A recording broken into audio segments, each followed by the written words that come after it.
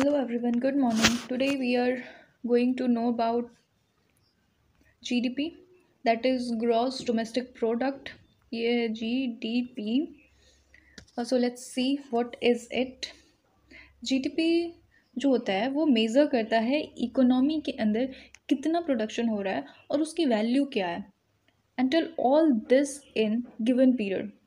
एक given period के अंदर बताता है कि जो कंट्री है इसके अंदर कितना प्रोडक्शन हो रहा है, इस प्रोडक्शन की वैल्यू क्या है, कितनी सर्विसेज हो चल रही हैं और इन सर्विसेज की वैल्यू क्या है. ठीक है, इसको मेज़र कैसे करते हैं.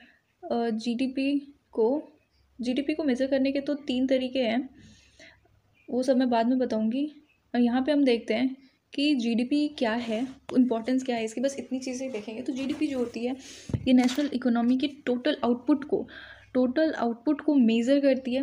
पहले तो क्वांटिटी कितनी है उसकी वो देखती है और इसको मल्टीप्लाई करते हैं किस चीज़ से, इसकी वैल्यू क्या है, मतलब इसकी वैल्यू क्या है, प्राइस क्या है. ठीक है, और एक चीज़ की तो क्वांटिटी निकालती नहीं है, जितने भी प्रोडक्ट्स होते हैं, जितने भी प्रोडक्ट्स का प्रोडक्शन होता है, टी हो गया, टी से लेकर के क्लोथिंग हो गई, जितनी भी चीज़ें होती हैं हर चीज़ की क्वांटिटी चेक करती है. पहले स्टील हो गया, आयरन हो गया, इन सब का क्वांटिटी देखती है, इसकी वैल्यू क्या है उससे मल्टीप्लाई करती है और कई सारे जब क्वांटिटीज़ निकल जाएंगे उन सबको ऐड करती है. तो इस तरीके से हमारा जीडीपी जो है वो निकलता है. और यहाँ पे यही चीज़ कही जा रही है, GDP measures the national economies total outputs monetary value in given period के अंदर मोस्टली 1 साल का होता है या क्वार्टरली होता है. ठीक है, जीडीपी कैलकुलेट किया जाता है using data collected from retailers. जैसे मैंने भी बताया ना, हर चीज़ की, अब टी की हो गई या क्लोथिंग की हो गई, स्टील की हो गई, हर चीज़ की मैन्युफैक्चरिंग देखी जाती है. जैसे डाटा कलेक्ट कहाँ से किया जाता है, रिटेलर से किया जाता है, मैन्युफैक्चरर से किया जाता है, बिल्डर से, trade flow reports and surveys, हर जगह से डाटा कलेक्ट किया जाता है. कोई भी डाटा रह ना जाए, जो भी फाइनल आउटपुट कंज्यूमर के पास पहुंच रहा है उस हर एक चीज़ की वैल्यू जो होती है वो पता की जाती है, उससे जीडीपी निकाला जाता है. हर एक चीज़ की जो वैल्यू होती है बेसिकली वही जीडीपी होती है, जीडीपी ग्रॉस डोमेस्टिक प्रोडक्ट. ठीक है, जीडीपी जो होती है per capita means GDP per person is used as a measure of a country's standard of living. ये कंपेयर करने में भी हेल्प करती है कि ये कंट्री और ये कंट्री, इन दोनों की कंट्री का स्टैंडर्ड ऑफ लिविंग क्या है. जीडीपी पर पर्सन जो है एक इम्पॉर्टेंट इंडिकेटर है जो कि economic performance, central bank monetary policy बनाता है, गवर्नमेंट क्या बनाती है, फिस्कल पॉलिसीज़ बनाती है, तो उनको ये हेल्प करता है काफ़ी तरीके से. पॉलिसी मेकर्स को, सेंट्रल बैंक को कैसे करता है, टू जज whether the economy is contracting और एक्सपेंडिंग. इकोनॉमी जो है वो कॉन्ट्रैक्ट हो रही है या एक्सपेंड हो रही है, इस तरीके से ये बताते हैं. अब सेंट्रल बैंक को ये पता लगा जो कंट्री है वो कॉन्ट्रैक्ट हो रही है या एक्सपेंड हो रही है, तो वो अपने पॉलिसीज उसके अकॉर्डिंग बनाएगा. इंटरेस्ट रेट को हो सकता है बढ़ा दे, इंटरेस्ट रेट को हो सकता है कि कम कर दे. ठीक है, फिजिकल पॉलिसीज़ भी ऐसे बनती है. अगर डिप्रिशिएशन नहीं, अगर रिसेशन हो रहा है तो कंट्री क्या करेगी, अपनी स्पेंडिंग को बढ़ाएगी. कंट्री नहीं, गवर्नमेंट, कंट्री की जो गवर्नमेंट है वो अपनी स्पेंडिंग को बढ़ाएगी. स्पेंडिंग बढ़ाएगी तो एम्प्लॉयमेंट जनरेट होगा, लोगों के पास पैसा आएगा और फिर इकोनॉमी ऊपर उठेगी. ठीक है, बूस्ट हो रही है.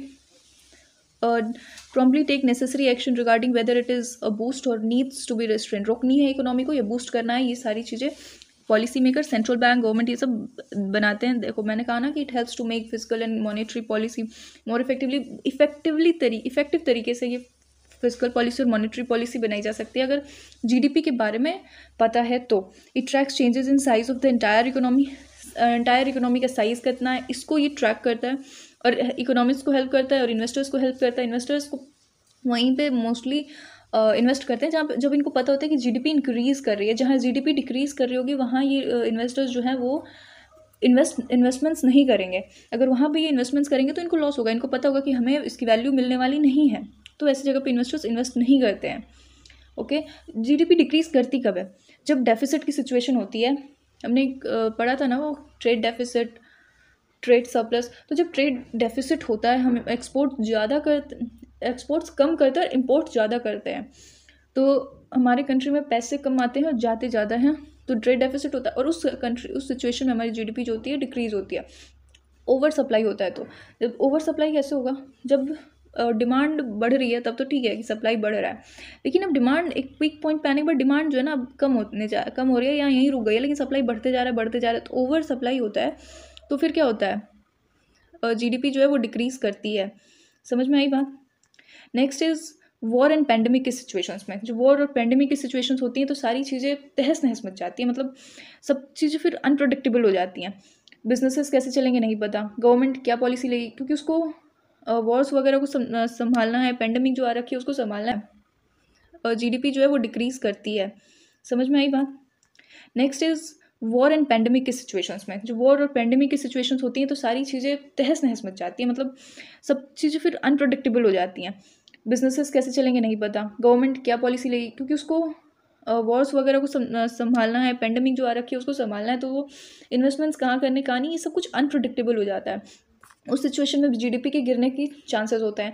मैन्युफैक्चरिंग अगर कम हो जाती है तो गुड्स एंड सर्विसेज का एक्सपोर्ट नहीं हो पाएगा, जब एक्सपोर्ट नहीं होगा तो फिर इम्पोर्ट चलता रहेगा और उसकी वजह से कंट्री डेफिसिट में जाएगी, तो फिर होगा कंट्री रेसेसन होगा, गिरेगी कंट्री, मतलब जीडीपी कंट्री की गिरेगी। हाई इंटरेस्ट रेट बहुत ज़्यादा बढ़ जाता है तो भी जीडीपी डिक्रीज़ करने लग जाती है। ये अब जीडीपी जो है वो इंक्रीज़ कैसे होगी, कब होती है, कैसे होगी, ये चीज़ें देखते हैं। Increase in GDP leads to economic growth. पहली बात तो ये कि जब इंक्रीज़ होती है तो इकोनॉमिक ग्रोथ होता है, जीडीपी जब भी इंक्रीज़ होती है तो। Lowest interest rates reduce the cost of borrowing and so encourage consumer spending and forms to invest. अगर इंटरेस्ट रेट्स लो हो रखे हैं तो कॉस्ट ऑफ बोरोइंग जो है वो रिड्यूस होगी। अगर इंटरेस्ट रेट ज़्यादा है तो बोरोइंग करने पे उनको इंटरेस्ट रेट बहुत ज़्यादा पे करना पड़ेगा, लेकिन अब इंटरेस्ट रेट लो हो रखा है तो कम इंटरेस्ट रेट पे करना पड़ेगा, मतलब जो बोरोइंग है उसका कॉस्ट जो है रिड्यूस हो जाएगा और फर्म्स भी ज़्यादा इन्वेस्ट कर पाएंगी, कंज्यूमर्स इनकरेज होंगे कि ज़्यादा स्पेंडिंग कर सकें, ज़्यादा बोरोइंग करेंगे तो स्पेंडिंग भी करेंगे, तो जीडीपी इंक्रीज़ होगी फिर हमारी। अगर कंज्यूमर्स जो है बहुत ज़्यादा कंज्यूम कर रहे हैं या स्पेंड कर रहे हैं तो जीडीपी इंक्रीज़ होगी।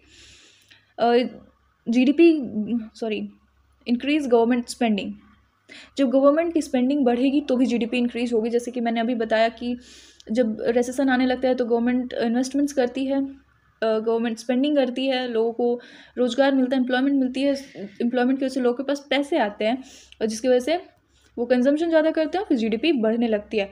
अ fall in the value of exchange rate, for example pound sterling makes exports cheaper and increase the quantity of exports. जब एक्सचेंज रेट कम रहता है तो एक्सपोर्ट जो है चीपर हो जाते हैं और उनकी क्वांटिटी, मतलब एक्सपोर्ट्स की क्वांटिटी बढ़ जाती है, लोग ज़्यादा डिमांड करते हैं फिर।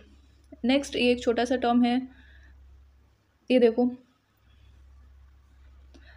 If GDP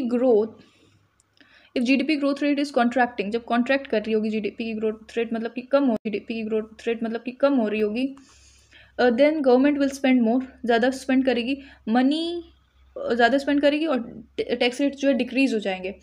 central bank will reduce interest rates, central bank क्या करेगा, अपना इंटरेस्ट रेट रिड्यूस कर देगा, all with the intent of increasing the money supply available to individuals and businesses so that they spend more, ज़्यादा spend कर पाएंगे और obviously जब स्पेंडिंग ज़्यादा होगी तो इकोनॉमी ग्रो करेगी।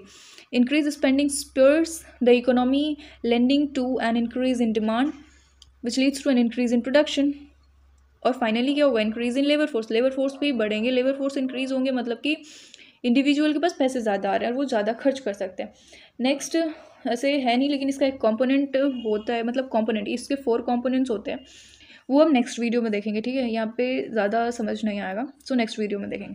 सो thank you, have a nice day, bye.